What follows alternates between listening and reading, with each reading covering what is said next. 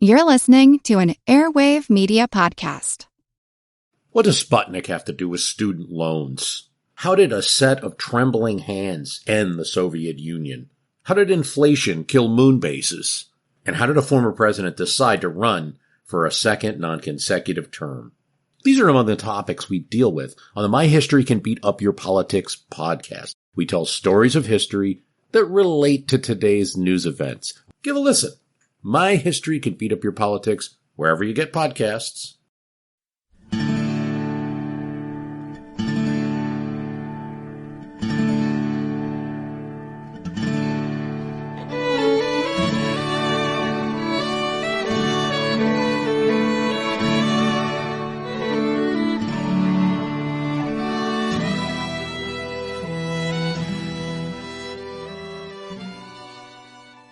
Hey everyone, thanks for tuning in to episode number 207 of our Civil War podcast. My name is Rich. And I'm Tracy. Hello y'all. Welcome to the podcast.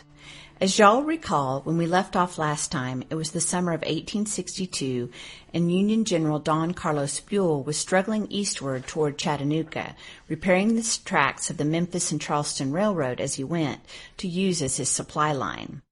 But that rail line and Buell's tenuous link all the way back to his supply base at Louisville, Kentucky, proved to be especially vulnerable to Confederate cavalry raids, and that, coupled with Buell's natural cautiousness, meant that the Union advance toward Chattanooga slowed to a crawl.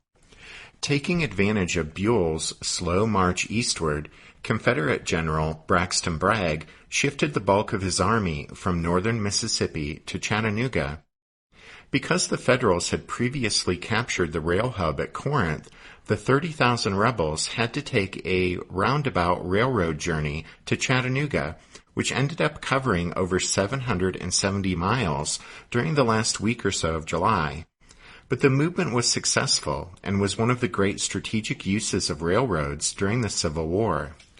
On the last day of July, after arriving in Chattanooga, Bragg met with Edmund Kirby Smith, who commanded the Department of East Tennessee, and who had come down from his headquarters in Knoxville for this conference with Bragg.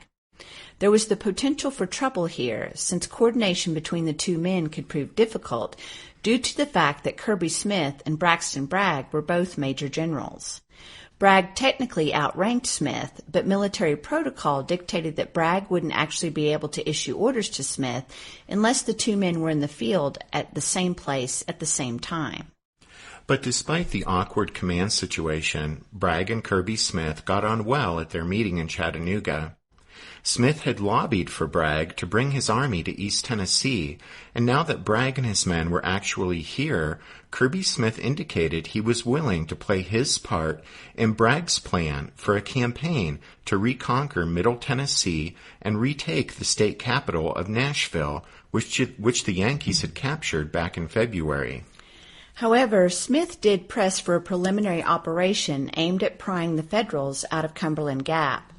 This, he said, was really a necessary prerequisite to any movement against Nashville.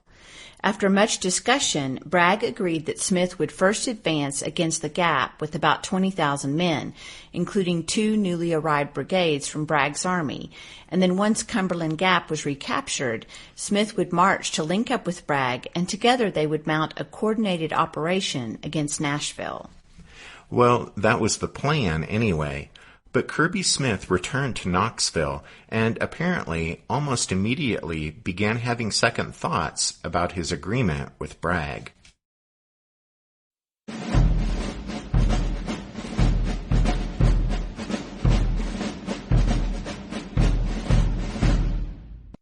Edmund Kirby Smith was 38 years old when he and Braxton Bragg met in Chattanooga. He was a native Floridian who at the age of 17 had entered West Point. He graduated in 1845 in the middle of his class. He saw action during the war with Mexico and was brevetted for gallantry at the Battle of Cerro Gordo and the battles of Contreras and Churubusco. In 1849, he returned to West Point to teach mathematics and remained there until 1852. He was promoted to first lieutenant in 1851, and in 1855 he became a captain in the new 2nd Cavalry Regiment, and he compiled an impressive record as an Indian fighter. He was promoted to major in January of 1861. Kirby Smith opposed secession, but when his home state of Florida left the Union, he resigned from the U.S. Army and accepted a commission as a lieutenant colonel in the Confederate Army. At the outset of the Civil War, Smith was Joseph E. Johnston's chief of staff and helped train incoming recruits at Harper's Ferry. In June of 1861, he was promoted to brigadier general and took command of a brigade in Johnston's Army of the Shenandoah. At the Battle of First Manassas in July, Kirby Smith's brigade was the last of Johnston's units to arrive on the battlefield, but Smith launched a smashing counterattack that started the Federal rout. Although wounded in that action, Kirby Smith emerged, along with Stonewall Jackson, as one of the principal heroes of the Confederate victory at First Manassas. He was sent to East Tennessee in February 1862 with the dual mission of defending the region and holding down the restless pro-Union citizenry. Smith's assignment in Knoxville was an important posting, but offered less opportunity for glory than some of his peers' commands. By the summer of 1862, Kirby Smith, who was an egocentric and vain man, was looking for the chance to regain some of the fame and success he'd enjoyed as a result of his performance at First Manassas.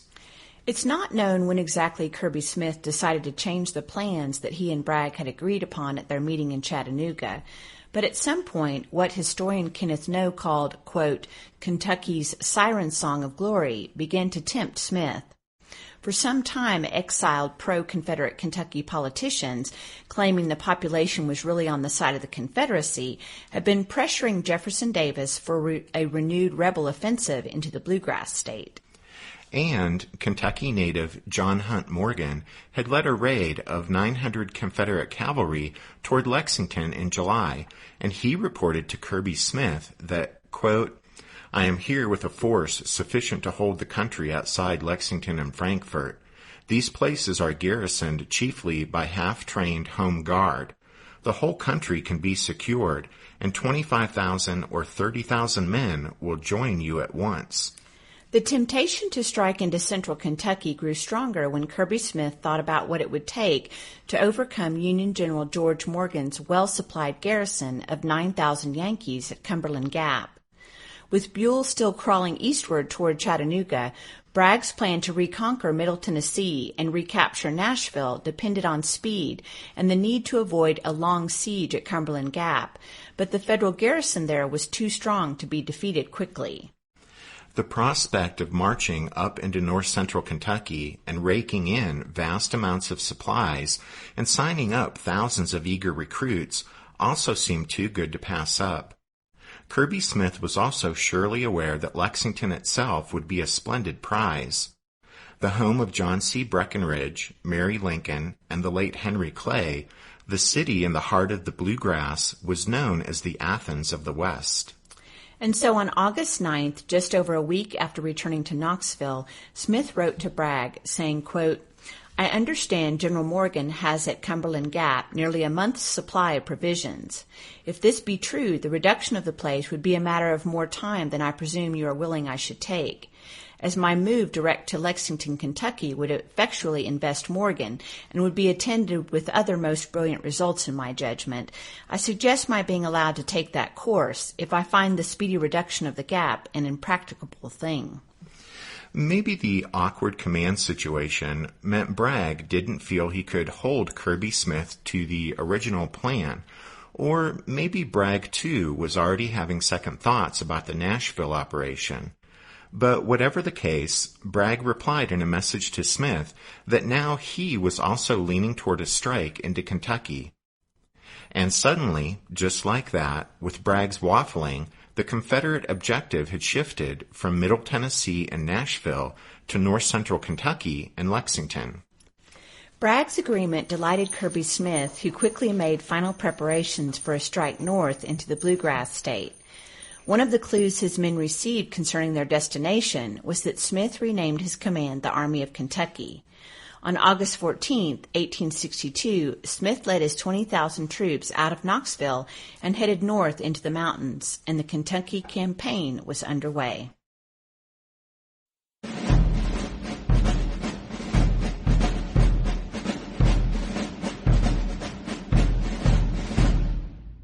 Did archaeologists discover Noah's Ark? Is the rapture coming as soon as the Euphrates River dries up? Does the Bible condemn abortion? Don't you wish you had a trustworthy academic resource to help make sense of all of this? Well, I'm Dan Beecher, and he's award-winning Bible scholar and TikTok sensation Dr. Dan McClellan, and we want to invite you to the Data Over Dogma podcast, where our mission is to increase public access to the academic study of the Bible and religion, and also to combat the spread of misinformation about the same. But, you know, in a fun way. Every week we tackle fascinating topics. We go back to source materials in their original languages. And we interview top scholars in the field. So whether you're a devout believer, or you're just interested in a clear-eyed, deeply informed look at one of the most influential books of all time, we think you're going to love the Data Over Dogma podcast, wherever you subscribe to awesome shows. What's something you learned in history class that you feel wasn't the whole truth? Better yet, what's something you didn't learn at all that was omitted completely? That's what I'd like to call redacted history. I believe that all history, no matter how good or bad, needs to be told. There are wars, massacres, battles, and entire historical events that are just not in our school's history books. Have you ever heard of Mary Bowser? I didn't think so. My name is Andre White, the host of the Redacted History Podcast, the place where history's forgotten events, heroes, and villains get their story told, one episode at a time. So come huddle around the campfire with me and get ready to hear the stories that you were robbed of. And get comfortable. We're going to be here a while. The Redacted History Podcast. Real history never dies. Stream the Redacted History Podcast on Apple Podcasts, Spotify, or wherever else you get your podcasts. While Braxton Bragg was still assembling his force as it continued to arrive in Chattanooga, Kirby Smith and the Confederate Army of Kentucky entered the Bluegrass State by way of Rogers Gap on August 16th. Smith's command was made up of 4 divisions of unequal size. Carter Stevenson, a Virginian, commanded the 1st Division of 9,000 men, by far the largest in the Army. Another Virginian, Henry Heath, led the 2nd Division of 6,000 men. The 3,000 men of the 3rd Division were led by a Texan, Thomas W. Churchill, who was temporarily commanding in place of John McCown, who had been left behind in Knoxville to be in charge of East Tennessee in Kirby Smith's absence. The 4th Division was a makeshift command of 2 brigades on loan from Bragg's army. The 3,000 men of the 4th Division were commanded by a rising star named Patrick Cleburne, a native of Ireland and a veteran of the British Army, who had settled in Arkansas before the Civil War. Colonel John Scott's 1,000 cavalrymen rounded out Kirby Smith's force. The immediate Confederate objective was to cut George Morgan's supply lines back to Lexington and force him to retreat from Cumberland Gap. Kirby Smith detached Stevenson's division to approach the gap from the south, while the other 3 divisions moved northwest toward Barberville and London. As the rebels plunged deeper into Kentucky, they found the region was in the grip of a devastating 3-month drought. Besides that, the locals, contrary to John Hunt Morgan's boast, viewed the Confederates with suspicion and outright hostility. Typical of their attitude was the response one of the rebel cavalrymen received from a member of the family sitting on a porch. "Where does this road go?" asked the horseman. The answer? "Don't go nowhere, damn it. It stays right here."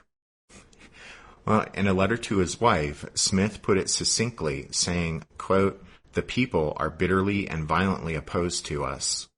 Federal detachments at Barberville and London put up stiff fights, but superior Confederate numbers carried the day. By August 20th, Morgan's garrison at Cumberland Gap was isolated and was pinned in place by Stevenson's rebels. As the other 3 Confederate divisions consolidated their position, Colonel Scott's cavalry ranged north along the Old State Road, which led to Richmond and Lexington. They routed some raw Kentucky cavalrymen at Big Hill on August 23rd. The rebel horsemen encamped near Richmond that night. The next morning, Scott retired back southward and reported to Kirby Smith that the way to Lexington appeared wide open.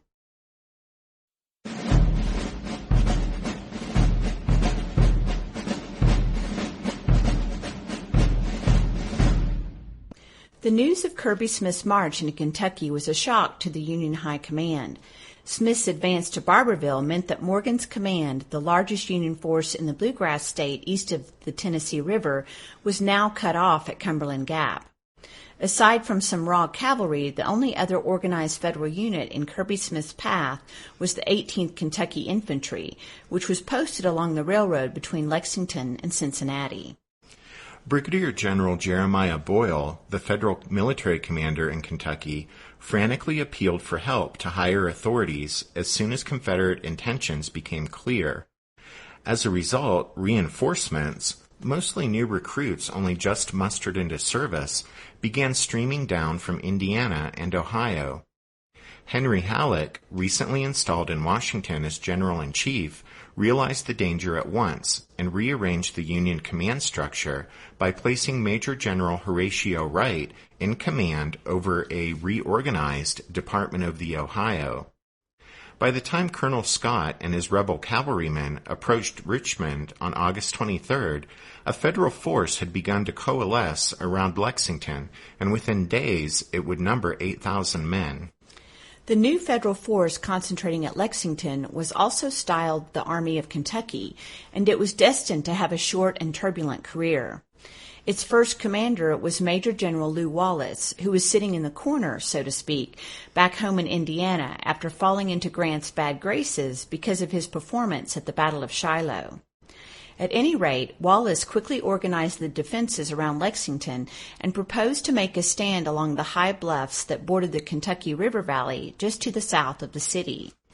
In that area, the river could be crossed at just 3 spots, and the terrain favored the defenders. Wallace was assisted by a fiery Kentuckian, Major General Marcellus Clay, who happened to be in the region on a fact-finding mission from President Lincoln. Clay had an estate just south of the river near Richmond, and his local knowledge was a valuable asset to Wallace. Both men agreed that the Kentucky River was the best place to stop the advancing Confederates. And then, just to make things really interesting, at least from a storytelling point of view, in response to Boyle's initial pleas for help, Buell detached several generals from his Army of the Ohio and sent them north to help organize the defense of Kentucky. The highest ranking of them was Major General William Nelson. A Kentucky native, Nelson had served in the U.S. Navy before the Civil War. But because he was from a politically well-connected family, after the start of the war, he ended up in the Bluegrass State, recruiting and training and arming pro-Union Kentuckians while the state was still officially neutral. Nelson was a very large man, standing 6 feet 5 inches tall and tipping the scales at over 300 pounds. Because of his size, and because of his loud, aggressive personality, he was nicknamed Bull. He had commanded a division in the Army of the Ohio at the Battle of Shiloh. Now, in response to the unfolding crisis in Kentucky, Nelson arrived in Louisville on August 20th. Accompanying him were 2 of his subordinates, Brigadier Generals Charles Cruft and Mahlon Manson, both Indianans. In Louisville, the men found pandemonium. After quarreling with new Department Commander Wright over strategy and command responsibilities, Nelson made his way to Lexington and sent Lew Wallace packing. Clay, despite his local knowledge, didn't last much longer with Nelson. He and Bull were too alike in personality to get along. Nelson set about reorganizing the Federal troops that had been concentrating around Lexington. He gave Cruft and Manson each an infantry brigade and turned the cavalry over to Kentucky-born Brigadier General James S. Jackson. Aggressively, Bull Nelson ordered his infantry to march south across the Kentucky River to Richmond, with Manson commanding the column. The Federal horsemen were sent southwest to guard roads and the vital supply depot at Camp Dick Robinson. While the Union command buzzed with frantic preparation, Kirby Smith at Barberville plotted his next move. Colonel Scott's report that the way to Lexington seemed wide open merely confirmed Smith's own inclination to press on, and so, sensing a great prize lay within reach, he made his decision. Leaving Stevenson at Cumberland Gap and Heath at Barberville, Kirby Smith set the rest of his army in motion once again, aiming for Richmond and Lexington. As we mentioned in the last show, Kirby Smith had obviously decided that Kentucky was the stage upon which he would win glory and enjoy even greater success than he had known at Manassas. He wrote to his wife telling her, quote, "My expedition is something like Cortez. I have burnt my ships behind me and thrown myself boldly into the enemy's country. The results may be brilliant, and if successful will be considered a stroke of inspiration and genius." Okay, well, that remained to be seen, of course. But on August 25th, in oppressive heat, and as the countryside lay in the grip of a terrible drought, the Confederate Army of Kentucky again took to the road.